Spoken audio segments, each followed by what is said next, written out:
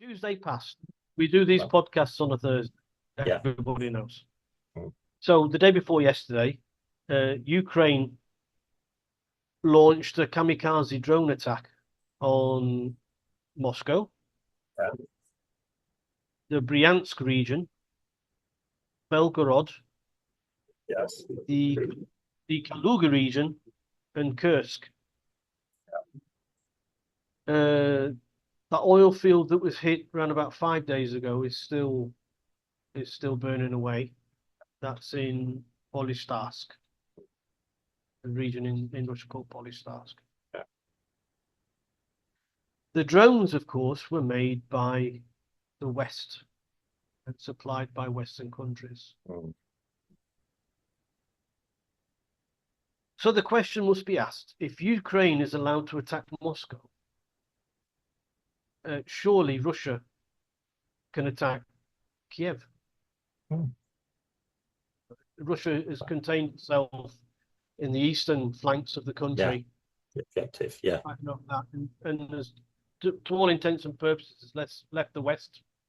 The West, as I understand it, lives quite a normal life. Mm. Yeah. The west parts of Ukraine. Mm. So relations between Western nations can be called, we might say, as strained at the moment Mm. with Russia, Yeah. because the Western nations are allowing Ukraine to send arms, Mm. weapons Yeah. uh, into mainland Russia. Right? We'll come on to that in just a Yeah. I second. was gonna say, yeah, I think it's Some people have asked in the social networks, yeah. uh, why is Putin so restrained? Hmm. Why is he being so restrained about it in his responses to these attacks? Now, some have said it's because Russia is running out of weapons and doesn't have the weapons to respond. Mm. And others say that Putin is waiting for the outcome of the US elections.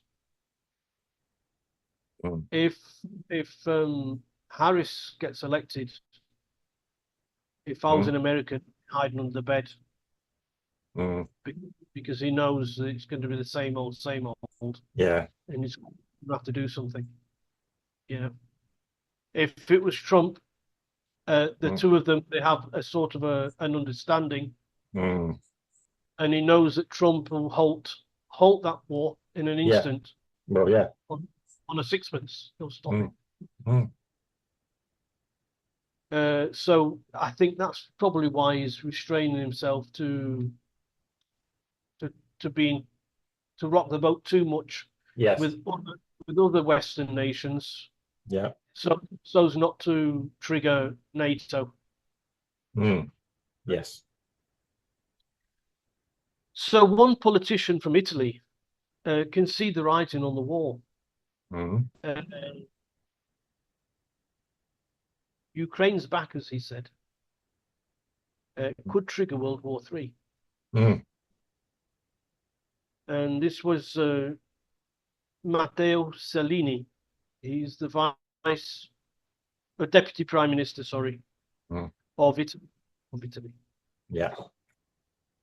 He said before the June European Union elections, he said to the Italian people to not let the left wing win Mm. in the election, as they will join Macron of France Mm. and will send weapons to strike in mainland Russia. So he said this before the elections in the EU. Mm.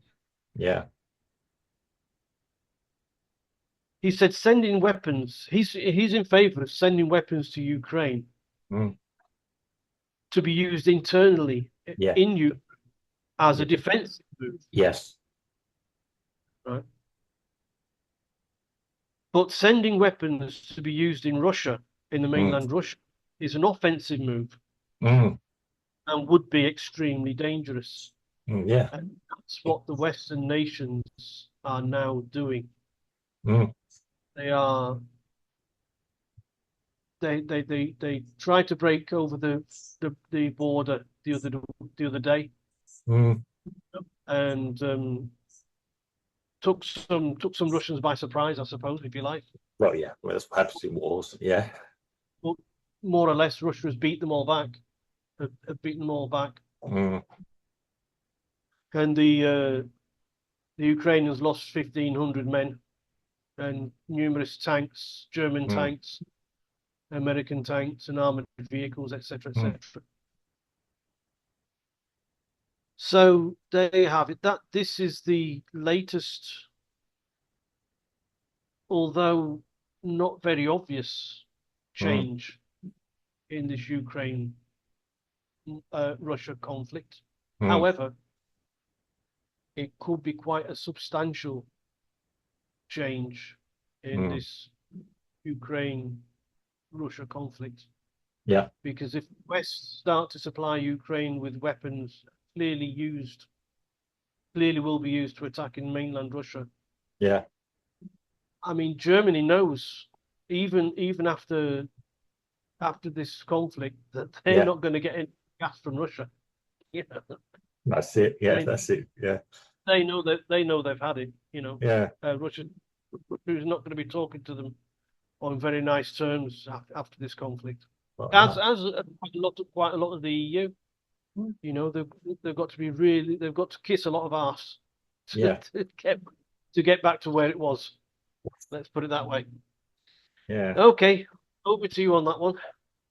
Well, World War III. There you go. Well, that's it. I mean, I was having another discussion with an acquaintance this morning about this, funny enough, just on a WhatsApp exchange, something we both know. And not pro one side or another, you know, just trying to make sense of it. I mean, yeah, it was an impromptu thing. It was an informal sort of armchair sort of this, that, and the other. Yeah. Now, obviously, you can't support Russia doing certain things to Ukraine. I mean, yeah, we can argue that some of the Ukrainians in that part of the world want to be autonomously more united with Russia, as did Ukraine at one point. Yeah, and I did make the point. Yeah, we're still going back to you can't support Putin, but we certainly the actions of the West quite openly gave him an excuse. Let's put it that way, to be the aggressor. Yeah, I mean, none of them are nice guys. Zelensky's not a nice guy. Putin's not a nice guy. Whatever's going on, do the Russians in Ukraine? Yeah, they're all horrible. They're all horrible. Well, but they're all medieval. From my point of view, looking at history, they're all medieval in attitude. But maybe that is that's probably where civilization probably hasn't moved on that much. Do Ukrainians and Russian people dislike each other? I don't know. I mean, when you're a soldier, you're told to point a rifle at someone and fire it. Basically, yeah. Basically, or throwing at someone or whatever now we do now. This incursion that happened, I thought at first it was just a local general or somebody who's got a little bit overzealous. And Zelensky couldn't admit that he wasn't in control anymore. Yeah. And I'm thinking, oh, God, you know, that's even more dangerous than a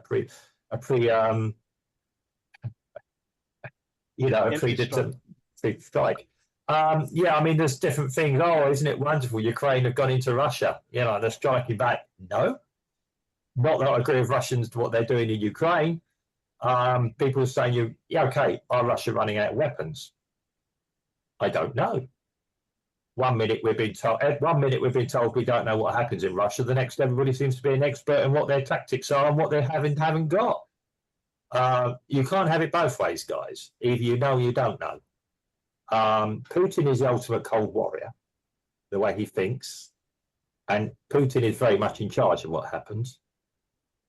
He is a trained military person, unlike a certain dictator. Well, I'll say, I don't know if Putin's a total dictator or what's going on there, but unlike a dictator 80 years ago,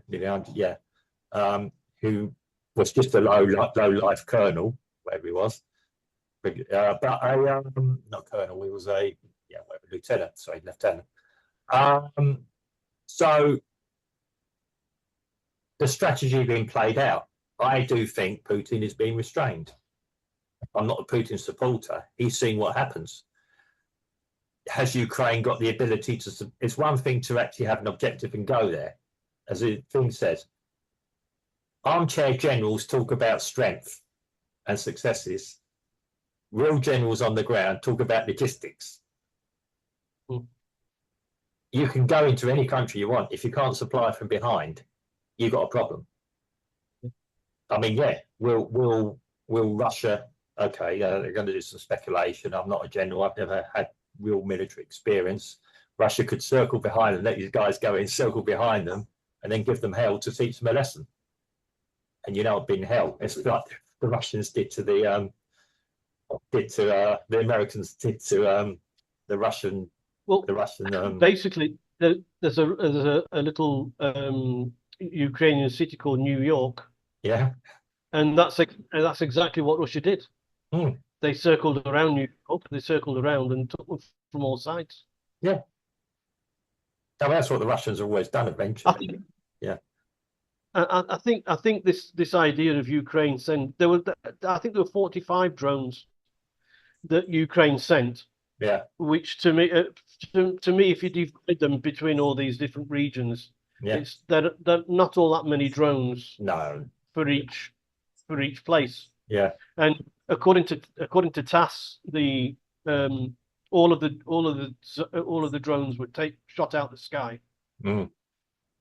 But it's not sending drones one time. If you're going to do that sort of tactic, you need to do it constantly. And I'm not sure that Ukraine has got the drones in reserve to do it constantly.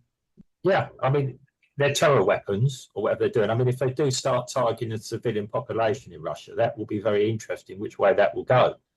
I don't think Ukrainians and Russian people particularly dislike each other. No, I don't think they do. A lot of them are related. I mean,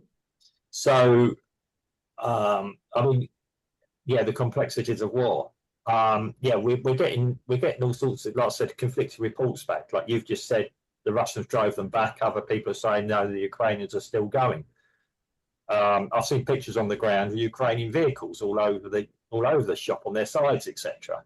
I mean, do I even know they're recent pictures? Well, I don't even know if it's from that region. I don't know, unless somebody actually has verifiable footage. Of what's happening on the ground. I don't believe anything. I don't believe anything the Russian says, Taz. I don't believe anything that comes from Western media. War is hell. War is going on there. Maybe the civilian populations of both countries will decide they've had enough themselves and remove their leadership. That's another possibility. Unlikely, admittedly. But if it does start hitting the Russians, they might be saying, "Hey, Mr. Putin, and this is beginning to get a bit close for comfort." It's not. I mean, yes, I'm with a certain person campaigning at the moment who said, "I just want them to stop killing each other." Ultimately, they're Europeans, and this is one time I'll say, "I'm a European." I am worried the way it's escalating. It's almost as if the West are supporting Ukraine in what they're doing. I'm no genius, but I know that is an escalation to World War III. Yep. And maybe Putin's holding back from actually having World War III. Maybe he will get into a position where he will say, "Now it's up to you guys. We can do this dance, or we can start talking." And it won't be from a position of weakness, even if he goes in there. He's still got the ultimate. Okay, they say that once again, I think that Putin is waiting for the elections in the US. Yeah, well, I said this to the person this morning. I think he's waiting to see if a certain person gets in. It could be that the Ukrainian leadership again have got to do something quickly to make it beyond the point of no return. In case it does happen, whatever the point of no return is. I mean, you know, I don't know. I mean, if you've got Ukrainians running around Russia and there's an outright war on Russian thing and Ukrainian, that's total war. What would you do if you were then the president of the US? Would you send in just an American, not NATO, an American army to act as peacekeepers? You guys are going to stop. I'm offering solutions, not definites. I'm trying to think logically. Well, it's not logic. I know it's not logical, but you know what I'm sort of saying. What do you do at that point? I don't think it'll be a problem. It's a big Russian border. If you've gone down one corridor, that's one corridor in a country that's so big. I mean, we live in a big country that most Western people live in Western Europe do not understand. We live in a big country. You fly over it. You see miles and miles and miles where there's absolutely nothing sometimes. Yeah. And the same in the US. I mean, admittedly, people in the US can identify with that as well, and Australia. But yeah, we're used to it. We hear something goes on in Rio. What's Rio to me? If I live in London, something in Edinburgh might not be directly involved, but it's pretty damn close. So yeah, it's a getting back to it. I think yes, it is on a path to WW3.